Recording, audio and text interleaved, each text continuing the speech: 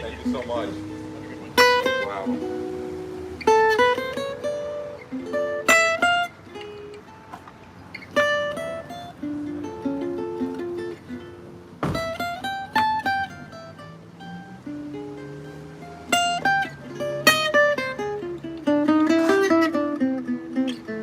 Hey, Steven.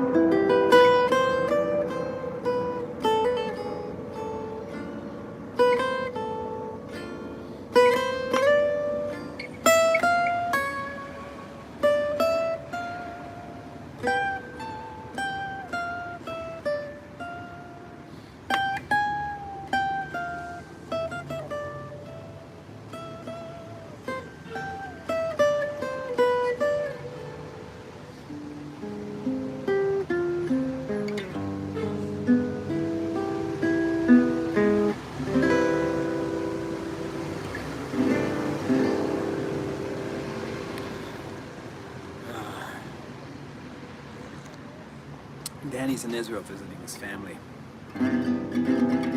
So I haven't seen him in a while. Buenas noches, guys. Any requests, things you want me to talk about? I'm happy to do that. Hey, Fred, how you doing, man?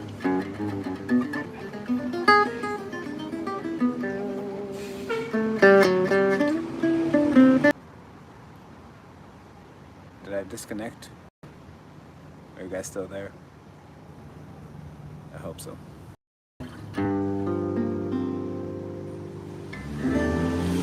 Just the two of us. What would you play over that? I actually don't know. Just the two of us.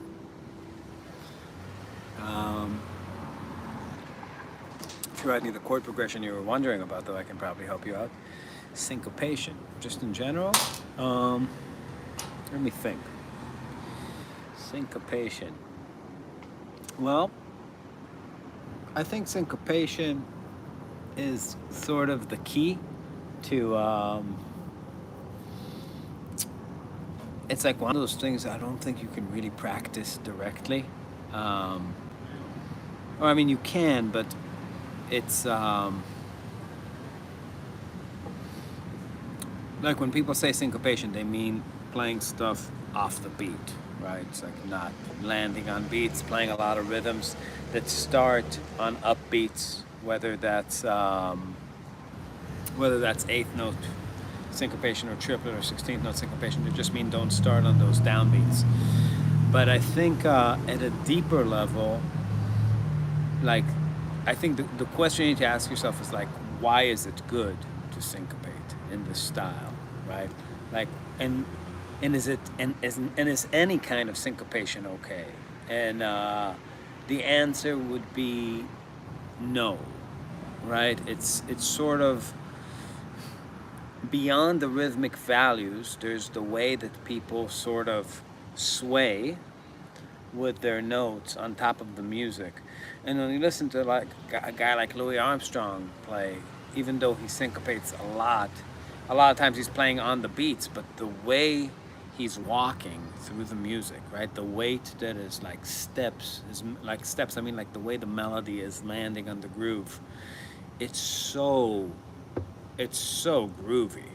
There's so much going on there, right? Like, think about like La Vie en Rose, right? Even when it's like on the beat, it's kind of like smeared against it, right? You have this like, boom, pow, brum, cha, cha, cha. Bum, bum, bum, bum, bum, bum, bum, bum, bum, bum, bum, bum. It's like a lot of these things are landing right on, but there's weight to them. So I think when you imagine the matrix of rhythm, meaning subdivide, it's really good for you because you get more connected to accuracy. But to play like a convincing melody in a swing context, there's a whole other dimension that you have to open up in your brain. And it's sort of like, you get really close to understanding it, you know, with like, I don't know, weed or hallucinogens or something, where you see the face that your notes are making when you're playing a melody. And I think the reason a lot of the students I see don't get a lot better at this is because they haven't figured out how to swing a melody. And I think the reason is that like they don't actually know the melodies that they're playing well enough to exert some sort of like control over them. They play melody. They start with melodies that are too long and too complicated. Even a thing like "All of Me," right? That's a long melody. You know, play "Twinkle Twinkle." Play.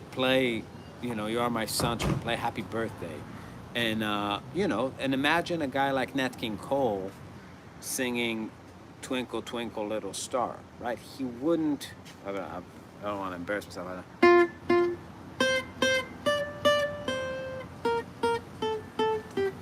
He wouldn't play it like that, right? So first of all, you got to imagine a groove, like boom, boom, maybe like.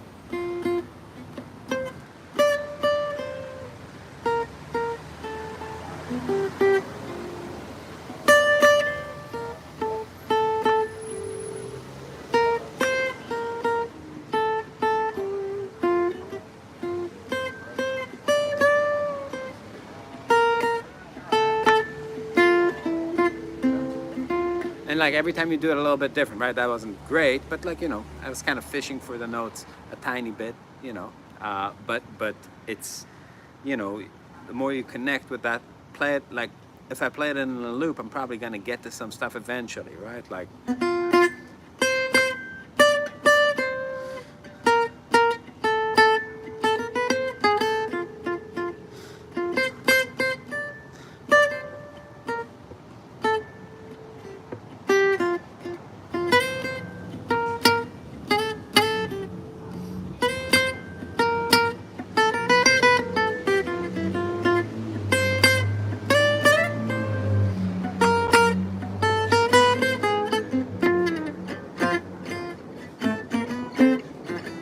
Right, so I'm trying to just imagine like if the context is gypsy jazz, I'd play it a little bit different than if I'm imagining swing drums, right? That was more like imagining like.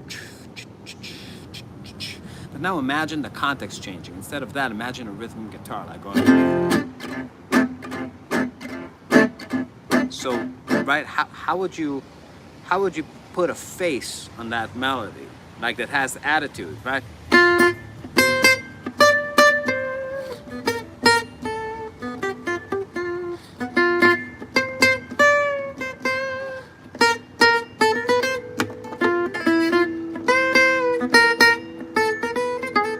Right, that kind of thing. So yeah, can you swing an easy lullaby for me? Let's see. I find syncopation is best improved, improvised, more feel. Yeah, you gotta really think about what you're doing. Somebody asked for a lullaby. I'll get to that progression in a minute. Is it the same as ragtime? You know, everything has a slightly different feel. So you should always have a groove context that you're able to. If you're unable to play the rhythm part that goes with the kind of music, then you're not gonna be able to solo or play a melody because you can't hold it in your brain and you have no context to play over. So you always have to be extremely aware of exactly the groove you're playing on and be able to articulate it to some degree on your instrument. Lullaby. In the wee small hours of the morning, when the whole wide world is fast asleep, you lie awake and think about the girl and never ever think of counting sheep. When your lonely heart has learned its lesson, she'd be yours if only she would call. In the wee small hours of the morning, that's the time you miss her most of all.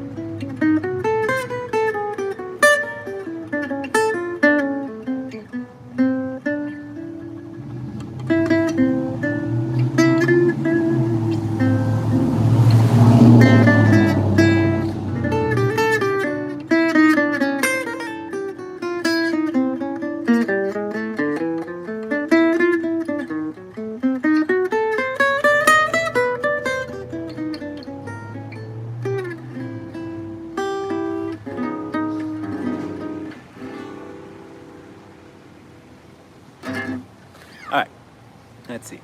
D flat, major 7, C7, F minor, E flat minor, A flat. Okay, so this.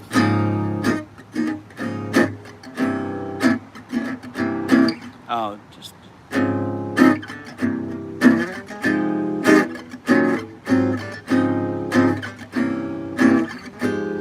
Yeah, that's okay. So, all right, when you have that, so that first chord, even though you're tempted to play Ionian over the D flat, it's not Ionian, it's Lydian.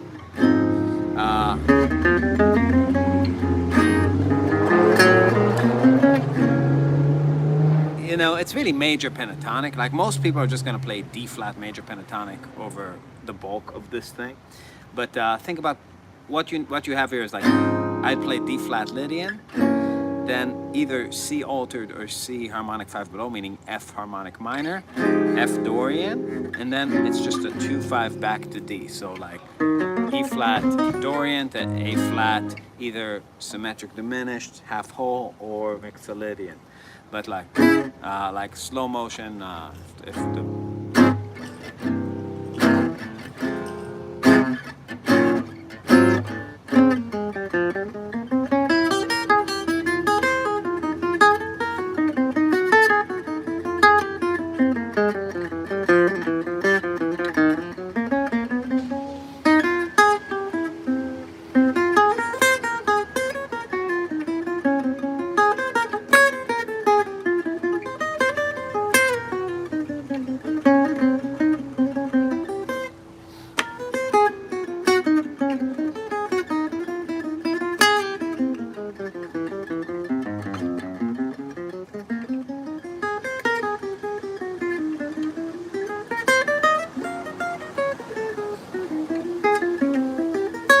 so that those first two chords, you know what you could really do that would make it much easier if you think about F harmonic minor.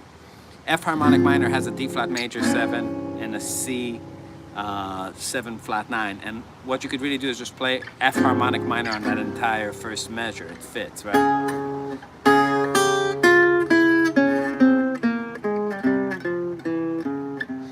And that's kind of like that Spanish sound, right? Like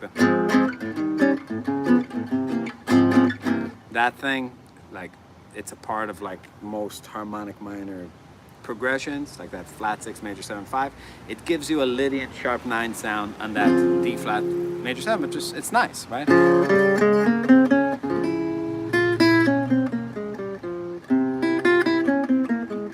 Then when you land here, it's just Dorian, right, which is a little bit deceptive. I wouldn't keep playing F harmonic minor on the resolution because you're going to evoke the spirit of the camel, right? Like Cleopatra dance, you don't want that. That's not cool. So Dorian there,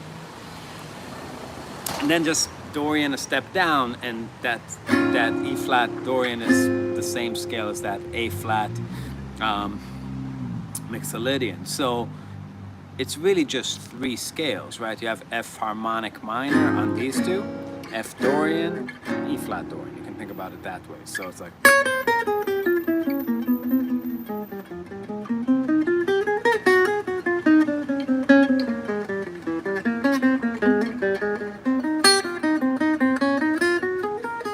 that kind of thing. If I just play the roots.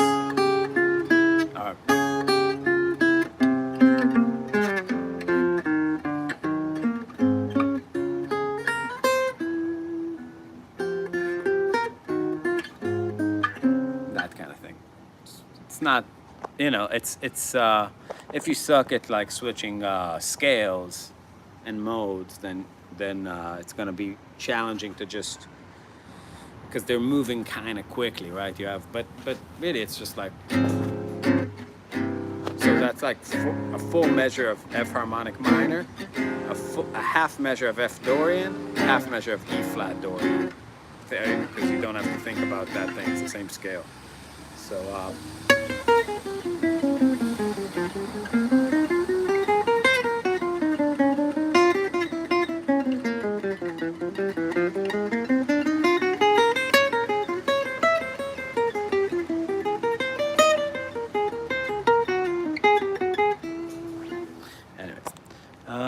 thank you. You are the man. Oh, you're welcome, Greg.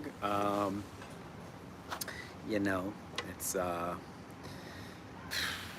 honestly, that shit's easy. Don't need to be a master. Don't mean to make you feel better or anything, God forbid. But you know, you should get your shit together.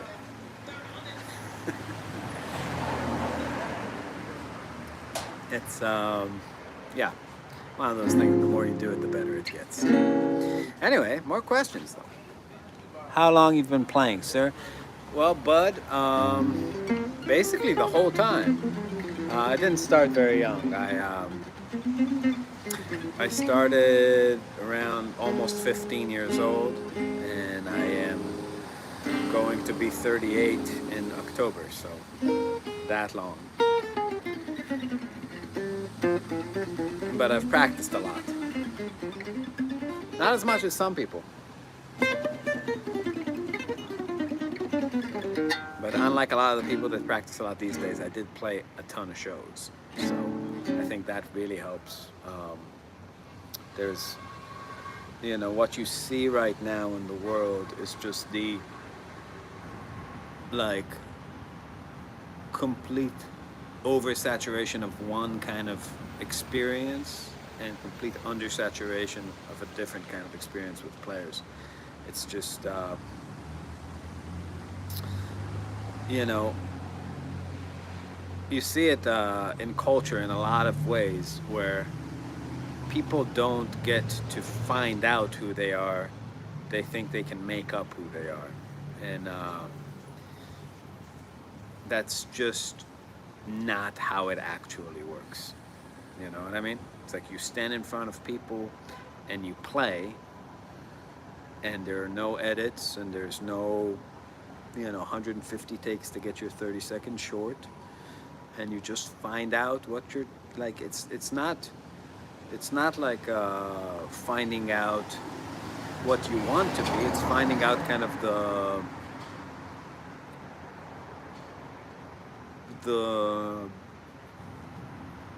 I guess structure of your choice making, if that makes sense, right? Like you're improvising. Everything you do is the best thing you could have done at that time. And you know, I think the biggest difference, it's not like you learn some cool chords or lines, even though you can learn that if you play complicated music. It's just that you learn how to be comfortable with the thing you just did to where you can actually hear it and play with it, right? It's like you just develop peace of mind. And that's like the opposite of what you see with young players. Do you like bluegrass? Do I like bluegrass? You know, I have been to bluegrass shows I liked. You know, I think I heard a couple of Billy String songs that I thought were good, and obviously the guitar playing's impressive with a lot of these like guys, like Tony Rice, people like that. It's cool.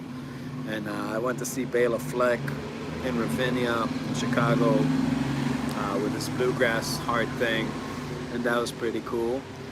But I don't sit at home and listen to bluegrass. I mean, there's something about that music that is just so,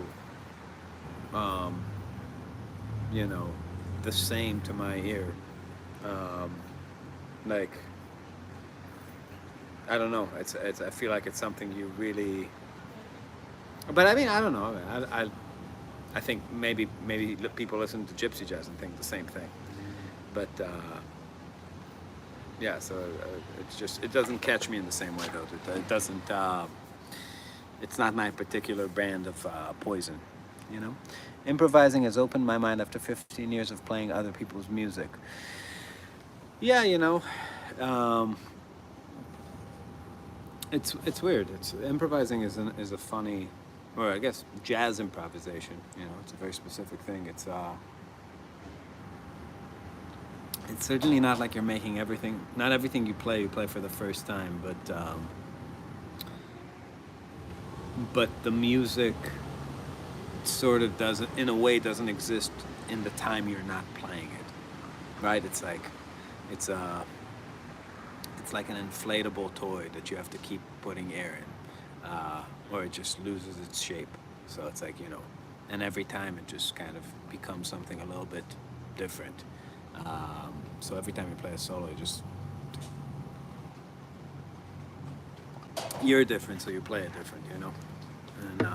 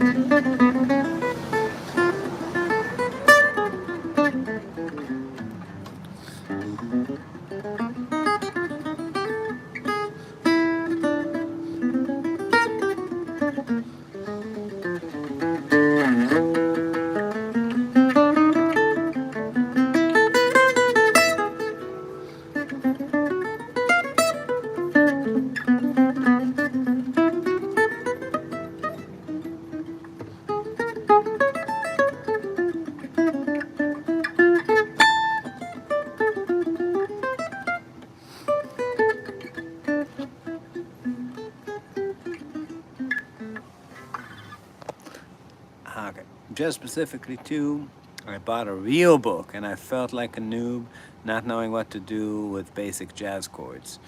Yep, I'll never use them. Oh, that's an all of me quote if I ever heard one. Yeah, real books are completely overrated and not the way to go to learn this stuff by heart. You just gotta, you know, some of you guys are old enough to remember how we used to walk around remembering like 40 phone numbers. Sort of like that. You gotta learn tunes sort of like that. You gotta give the songs that you're going to end up playing. You know, it's not a numbers game. These are like meditations that you're, or like, you know, like it's kind of like, you know, how religious people memorize prayers. They say them every day at dusk, at whatever. Not saying that it's holy, not like a religious overtone, but I'm saying it's just something you use to funnel your ideas through. So why not spend 2 weeks on one thing, on 32 bars of music? If you spend 10 minutes per bar, right? Then and you have 32 bars, that's like 320 minutes. It's and that's more than you need. So just learn it piece by piece and really know it. Listen to 20 versions. Listen to nothing but, if you're trying to learn All of Me, listen to All of Me in a loop for 2 weeks, for a month, for 6 months. Learn one tune right, you know, and then move on to the next one and just memorize how it sounds and put the chords together with that. It just take it really seriously. It's better to know 3 tunes amazingly than 1,000 tunes, you know, half-ass and be that 70-year-old dude that's been reading the same book in front of people for 40 years, you know. It's not a good thing. Hey, chord voicings on red clay. What am I missing? The first 2 minor 7 chords sound very uncool as the tab. would have me voice them. Uh, why is there inland fret 10? Because European are a bunch of demented Nazis plot to confuse the Jews. You know, after Hitler failed, they decided they're going to move all the inlays of fret forward to get the rest of us. But we won't forgive and we won't forget. Got to know chords, etc., inside and out and inside. That's correct. So Red Clay, I don't really remember the song, but I think all the chords there, if I remember it correctly, are just minor 11 chords. So if instead of playing like, you want to play those kind of like voicings, there's a lot of ways you can. So you just throw an 11 fourth on top of the chord voicing and voila, right? So all those minor 7 chords are just like have a little bit of a sussy kind of sound, if I remember correctly, but I don't really remember the tune. That's not one of the ones, but all those 70s kind of have that kind of open, sussy sound to them, even though they're minor 7s, right? You know, in a way, learning a sus chord is the most useful.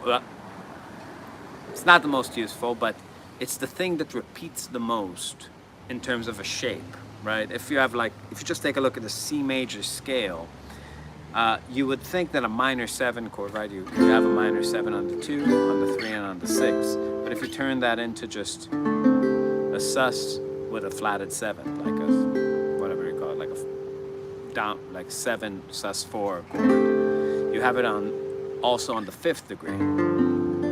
So you can play that same shape in 4 out of the 7 potential places in a C major scale, right? So like if this is my C major, so I can play that, but let's think about D Dorian.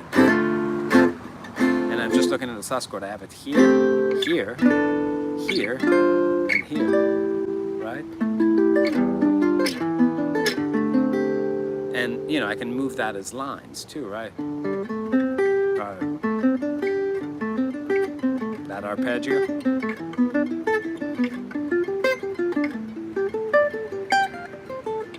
So it's everywhere. So that's something, like, a lot of people don't know how to, like, let's say, invert those shapes. But if you think about, like, drop 2s or something like that, it's worth your time. Like, here's, like, F. That's, like, your F sus 4, right? So where would the next place to play that be?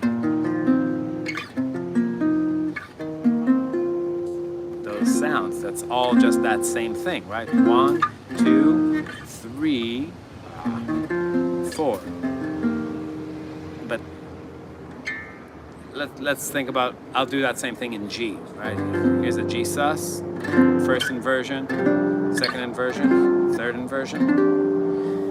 But now let's say I'm in the key of C. I have that shape starting on G, but I have it starting on A too, right? So I have this voicing. They're all inside, right?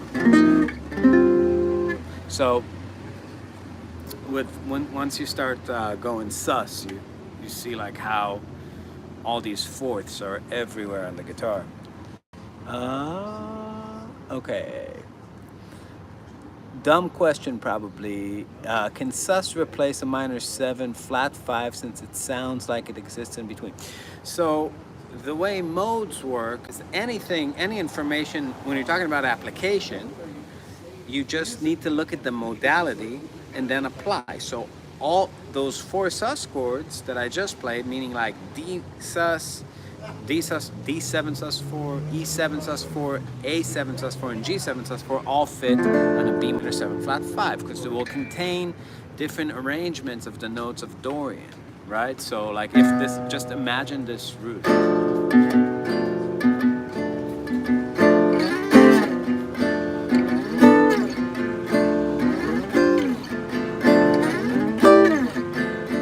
So you can use it as a substitution for that because it contains sort of, you know, kind of one of the kaleidoscope images of that tonality.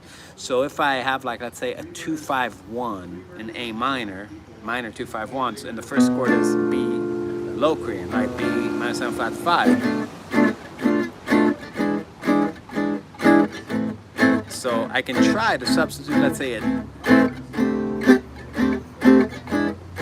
So the first, I played a D sus instead of that B minor 7 flat 5, right? Maybe not the prettiest sound, but it works, right? I can do an E sus instead.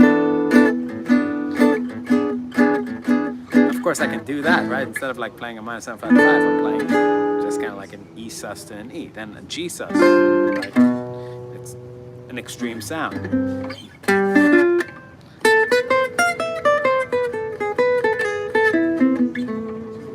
A sus, right?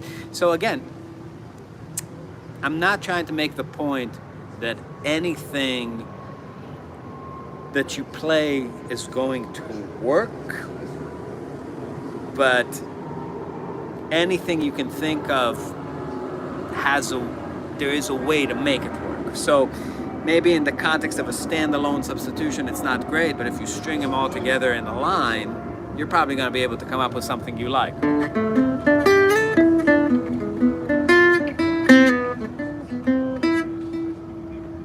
Right? Or just like, if you take like its second inversion of all these sus chords, that's super easy to see on the guitar, right? So like here's G, starting from its fourth, you have this, from its fourth? No, from its fifth, I mean. Here's your G, just perfect fourths, right? This is your G, this is your A, this is your D minor, this is your E minor. Right, so you got all these, just the same voicing right here. So, you know, a lot of people, like trumpet players, have a lot of licks.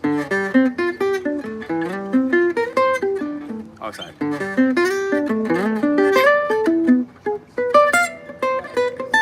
Right, you just got to start hearing that over that B root. It's very modern, kind of like falling downstairs. Ah.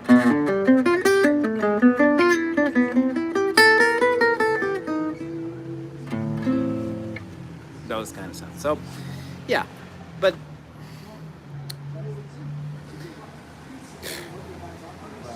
I would tell you, like, you know, an honest piece of advice that you'll hear me say a lot. You know, I made a whole video about, like, you know, playing what you hear and the shortcomings of that philosophy, but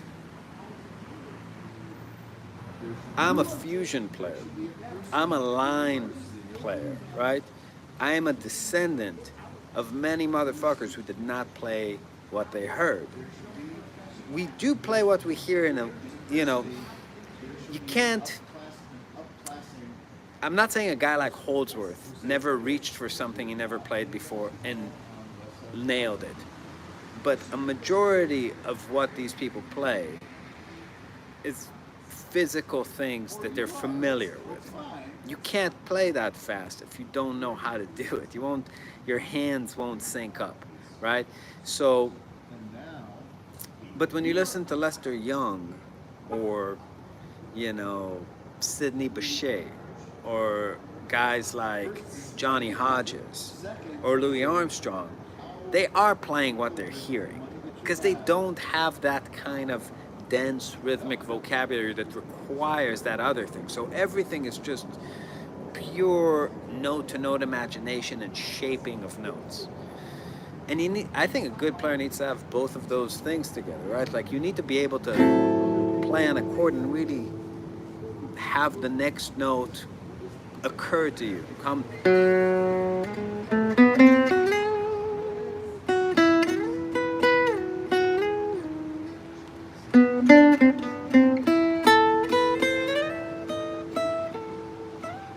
Right? That's one way of playing, but it's, you know, it's a mixture of muscle memory, learned stuff, new ideas, things that are, you know, you learn how to kind of be.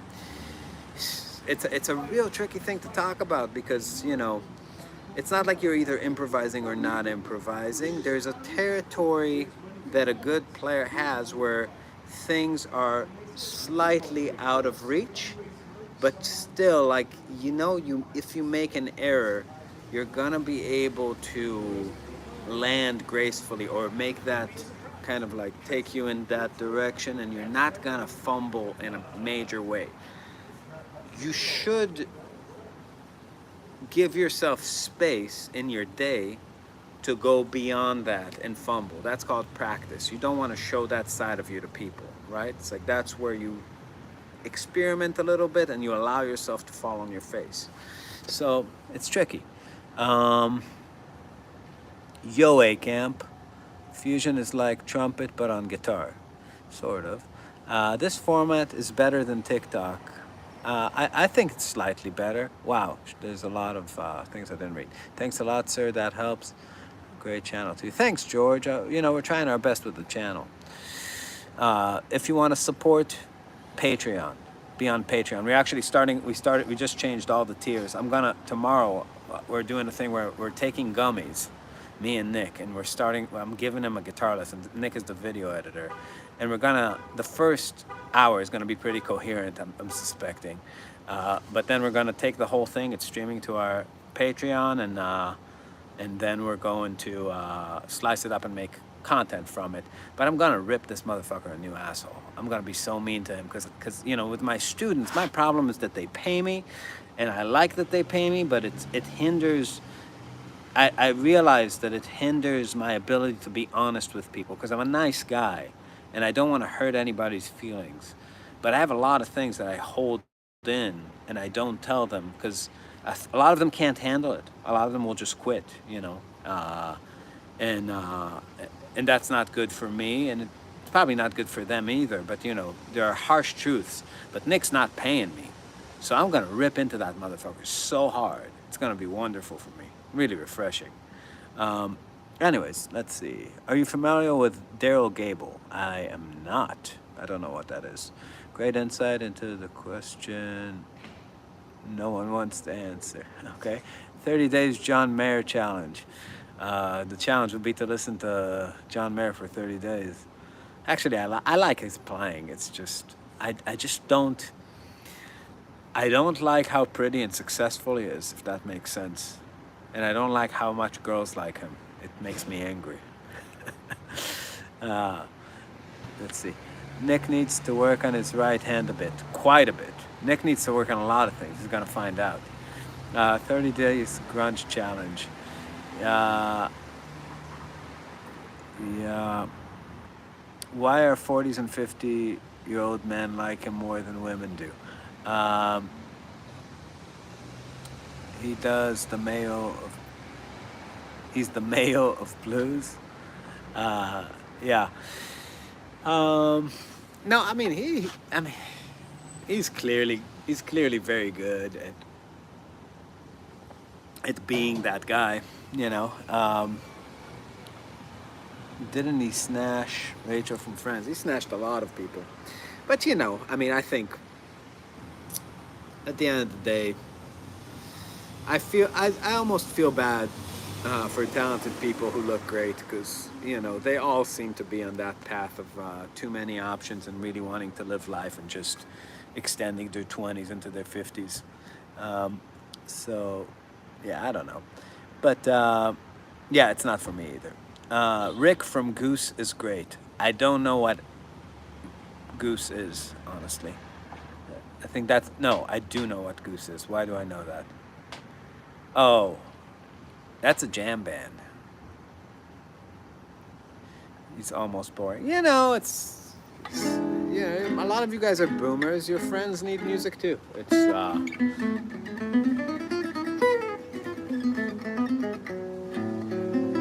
Goose is the dead with worse leads. Oh my God, this is becoming my drug band's better than your drug band, and I love it. Do you know any Jason Becker tunes? I do not. I do not know. I used to love Cacophony. That was like my shit when I was in high school. All the Shrapnel stuff. But that first album they made, That was tasty shit.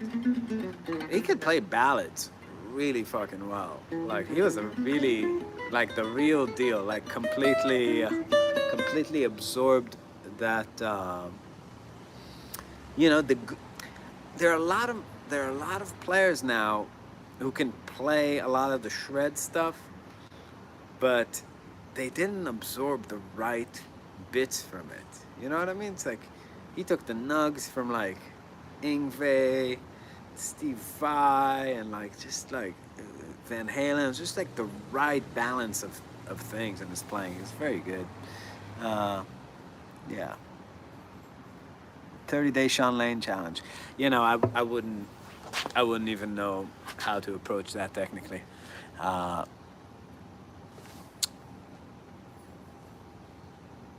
Yeah, End of the Beginning is a good song.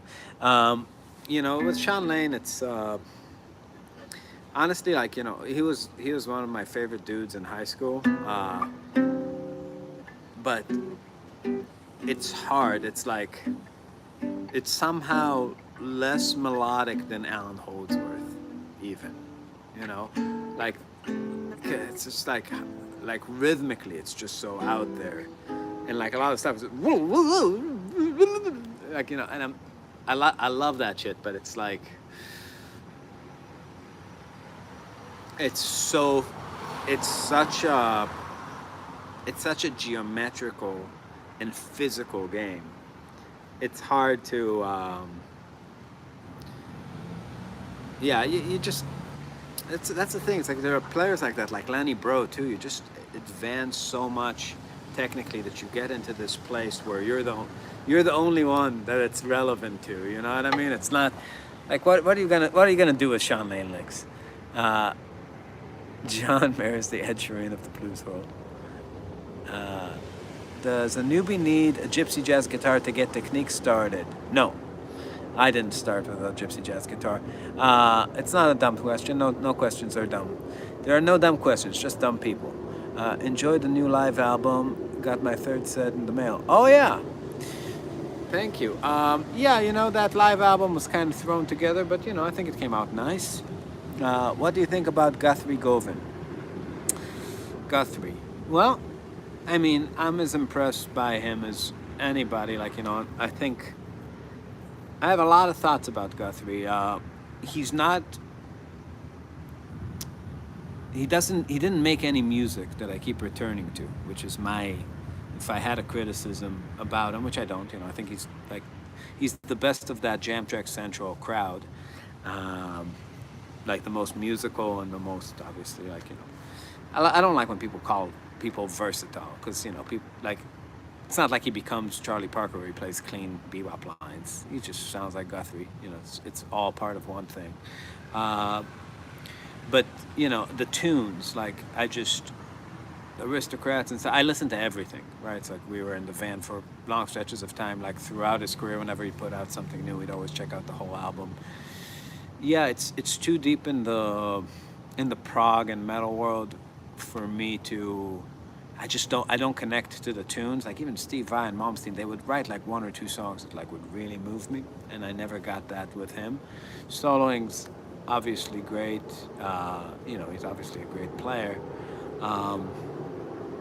I think he was the right man for the time, because if you look at the things that made him famous, those like, you know, in the style of Albert King, in the style of whatever, I forget, you know, he did like for Jam Jack Central, the first batch of videos that went through millions and millions of people. Larry Carlton, like, you know, just tracks and different, BB King, whatever it was, and he just shredded like fusion, like kind of Greg Howish fusion over it. His own thing too, like he's very distinct. He was the guy that took rock stardom out of guitar playing in a big way, right? Like before, you wouldn't accept that kind of energy from a guy who wasn't dressed up like Nuno or Steve Vai or Malmsteen. It was a part of a extroverted, 80s attitude.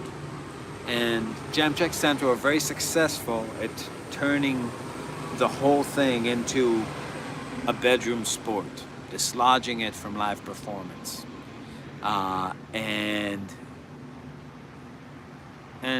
You know, that's where the culture went, right? That's what Instagram became. And he was the leader of that. All right. Do you listen to Satriani at all? You know, I used to love Surfing with the Alien when I was in high school. I haven't listened to any Satriani in a long time, though. Thoughts on Matteo Mancuso album that just released? Already been discussed, perhaps.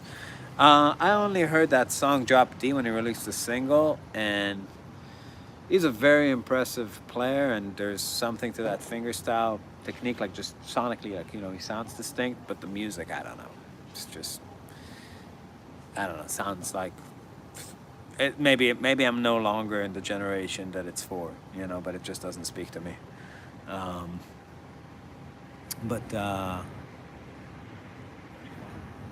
Yeah. Some of my favorites actively gigging gypsy. Some of your favorite actively gigging gypsy players. You know, I really like. Oh crap! What's the name of the dude who plays with Ollie? Steven, you'd know. The guy that's like from Jimmy's Tribe. Paulus Schaefer. He's very good. Paulus Schaefer is probably my favorite one of the new ones, but there are a lot of them now, honestly. I'll listen. I haven't heard Satriani's new album. Do you know Chan? Yeah, that's really. I'm not a prog guy. Prog to me is you know, the most complicated music that people that don't know harmony can make.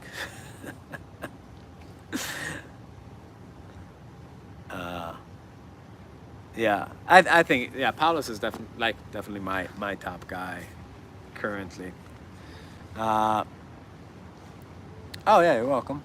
Yeah, Sebastian's good too. Not I don't like him quite as much. Yeah, that Yamando dude is a fucking beast. Yeah, like I gotta say, I have like a weakness for like fingerstyle guitar because I don't do that basically at all. Like not that, and like when I see that, like even Tommy Emmanuel, people like that, I'm just like, dude, that's it. But you know, I get a little bit of like an amateur perspective on that because I'm so out of the game. I can see it without any like jealousy. If I see somebody with a pick, I'm like, what the motherfucker? Let me see that right hand. Carlos Montoya, I think he killed somebody's father.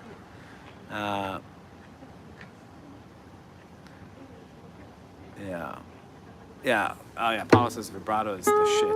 Amadi Schmidt has great vibrato too.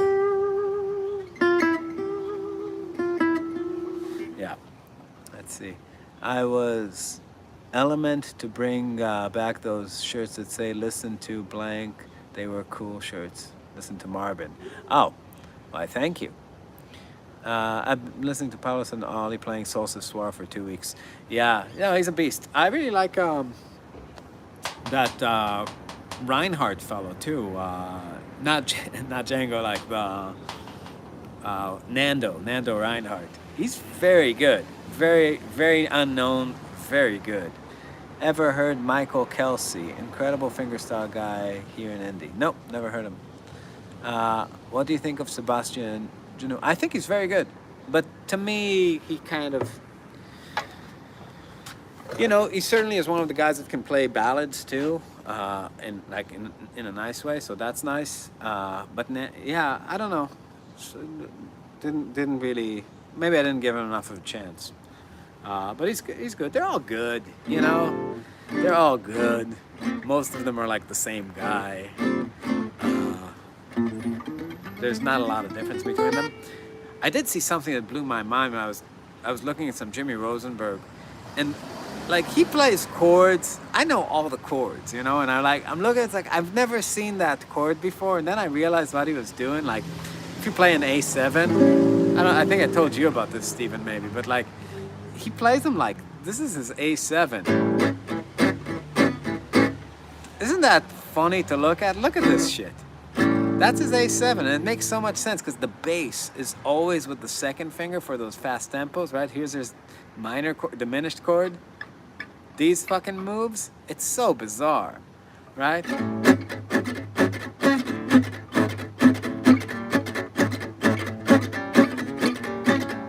So like just to voice everything like that, always with like your middle finger on the bass, just to be able to be mobile.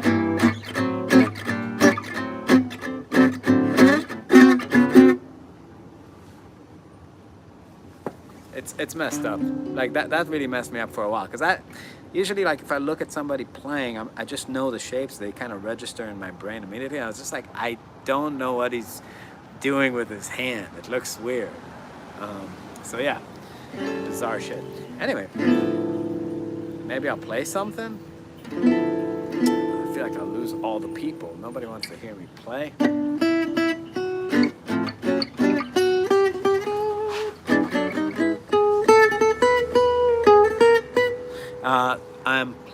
We're opening up for Dennis Chambers and Oz Noy and Jimmy Haslip and Reggie's in September, and we're doing one show in St. Louis the day before, but it's fucking hard these days.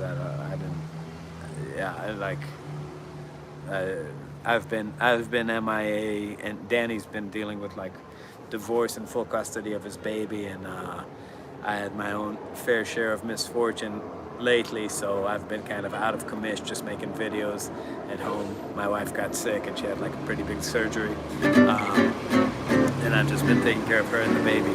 So it's St. Louis show is gonna be September 8th. Why don't you play Nando's old guitar anymore? I have it at home. I really like it. I really still like it. I don't know why I don't play it anymore. I just really got into playing this one. The O's just have project, and they have all the bite. But I do like that guitar is wonderful. Same guy's making me a D-hole that's gonna be here in September, so that's exciting. All right, let me play something.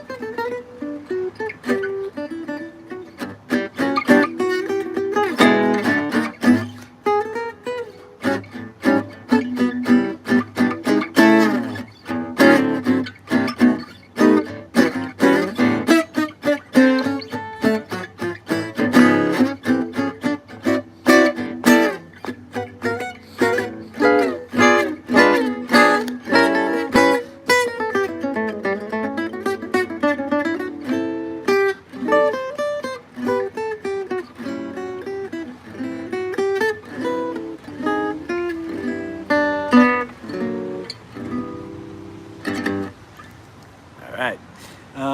Gotta go see no, not me, you. See a camp. Let's see. How often do you use the 24th fret? I don't have one.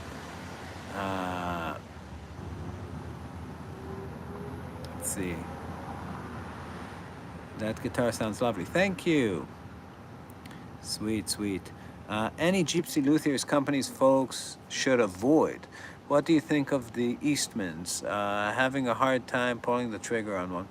I had an Eastman, you know, it's, get the one Steven has, man, that shit sounds crazy good. I think they only made like 2 of them though. But yeah, there's a lot. The Eastman's good. Honestly, I would buy a Jeton, just like the cheapest one. Even like a Shigano, which is like the most economy one, because all those gypsy cheap guitars have a very similar thing to them. Maybe you just want to get used to the way the strings feel, the bridge feels, the attack, but you're not gonna get the nice stuff for like under at least 3K or something, you know. And then, you know, it really opens up from there. But I get why you wouldn't want to invest in something you're not like totally serious about. And once you're in like the $4,000 range with it, though, you have so many options. You know, there are really a lot, and you don't really need to go much higher than that. Greetings from Chile. Hey, Jerry. Sounds great as usual. I'll do my best to be in St. Louis. Have a great night. Yeah, we're playing Bibbies, so yeah. I'm playing an Eastman as I listen. Yep.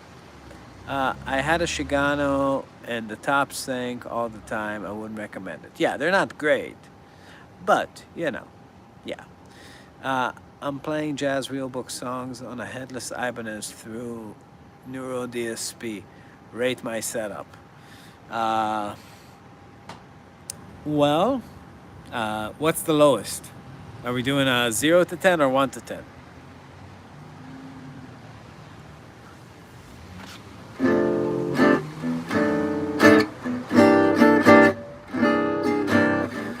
We had our little drama. We kissed in a field of wine, and stars fell on Alabama last night. I can't forget your glamour. Your eyes held a tender light, and stars fell on Alabama last night.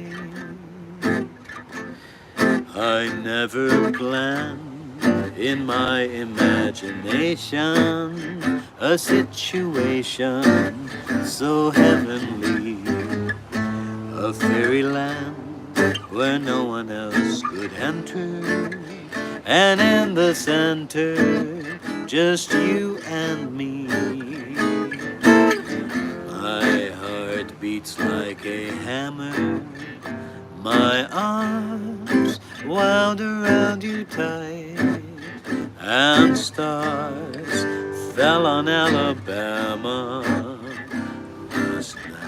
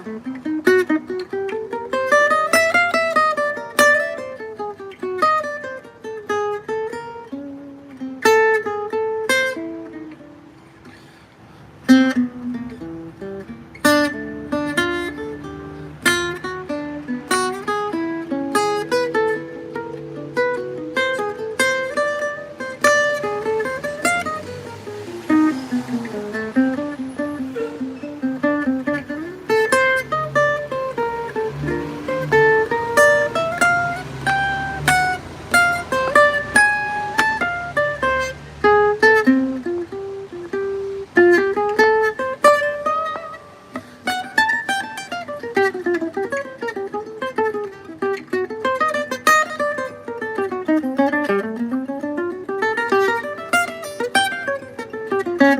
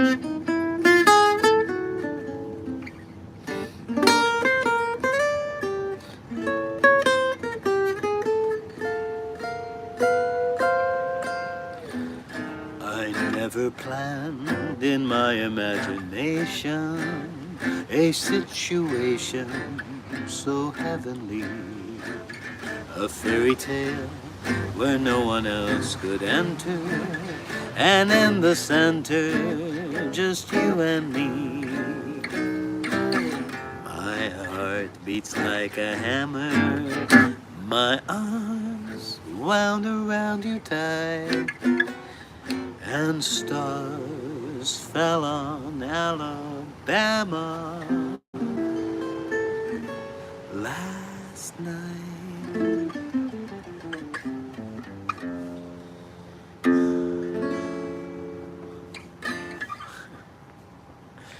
All right.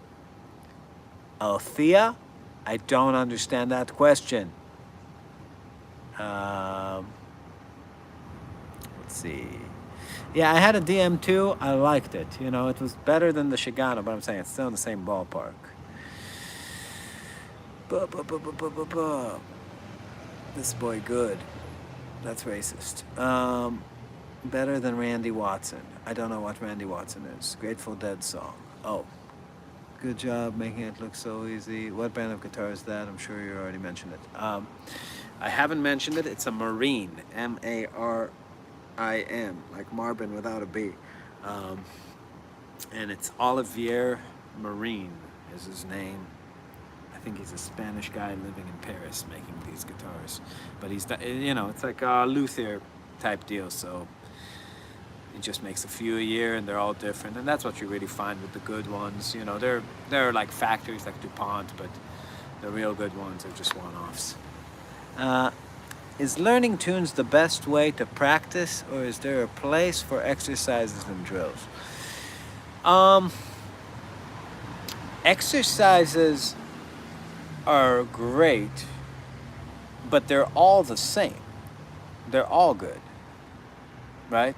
That's the thing people don't understand about picking exercises. Like they're like, do you have any picking exercises? It's like, do any of them. Just take one and do it, right? They all work on different things. If you're crossing strings, great. If you're not crossing strings, good too. You know, they're all the same, essentially, right? I think there's no such thing as the best way to practice. There is confronting the technical issues that you have at the moment, right? Like the best way to practice when you first picked up a guitar is very different than the best way to practice now. And in a sense, the best way to practice today is very different than the best way to practice tomorrow. A little slightly different, but you know, different. And I think that's something you really need to own up to, right? It's like, I think very good lessons are important, but very few people have very good lessons. And a lot of times it's not the teacher's fault, it's the student's fault. Because there are also no good teachers and there's just, you know, Pavarotti said it. I saw it in like an interview with him and it really struck me because it's so true, you know. It's like a good lesson is a meeting of two minds. A lesson isn't when a teacher unloads his licks on you. A lesson is when a teacher who has a lot of experience is able to point out your problems, and you are as a student, allow yourself to be in such a vulnerable place that you take their word for it, and then they pave a path to get past them, and you actually, there's like intimacy and trust involved, you know? And you just meet each other in a place where honesty can exist, because a lot of times delusion is a great tool and a great crutch, because a lot of times if you understood the scope of the problem, you wouldn't want to confront it, right? It's too large. Like, you know what I'm saying? Like, learn drop twos all over the guitar. You know, every type of chord, every key. Right? Like, people pick up like Ted Green's chord alchemy. Like, put it away. So, what's up, dude? So, that's really not. It's not really about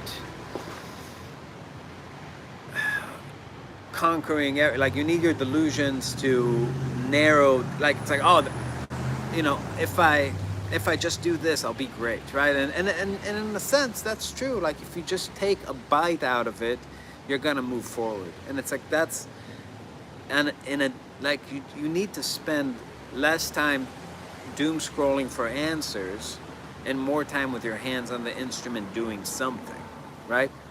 Actually learn something you don't know.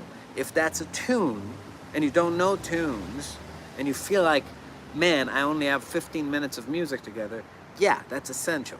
That's the right practice for the time. But after you've memorized 50 tunes or 10 tunes, it's like, man, I can't solo on these, so practice your soloing, right?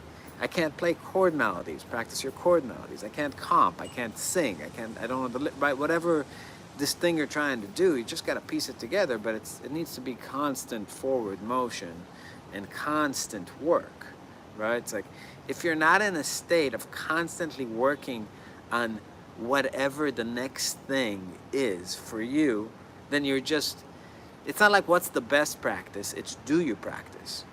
Are you on a consistent path towards an end every day? Are you getting microscopically closer to something, or are you just floating, right, aimlessly? No progress is possible without some kind of goals. I'll tell you, I want to write great music and perform it and record it, and as a hobby, I want to play tunes as best I can, like jazz tunes. I know what I'm trying to do in this, right? Do you? Do you know what it is that you're actually trying to do? You can't amass technique and amass chops. Chops live inside songs, you know? So it's yeah. That's all I have to say about that. I'm learning tunes best. Okay, gotcha. From what I've learned, this is the best way. Yeah. With gypsy picking, do you really have to work out the right hand pattern for each phrase? You have to until things become more natural. I'm a rock player, sort of teaching myself jazz. I understand outlining chord arpeggios, trying to connect them via chromaticism, but still sounds rockish. Any tips? Yeah, I mean, just listen to the people who do it well. Listen to Scott Henderson, Robin Ford, whatever. Yeah. All right, I'll play one more thing, and I'll wrap it up. What shall I play?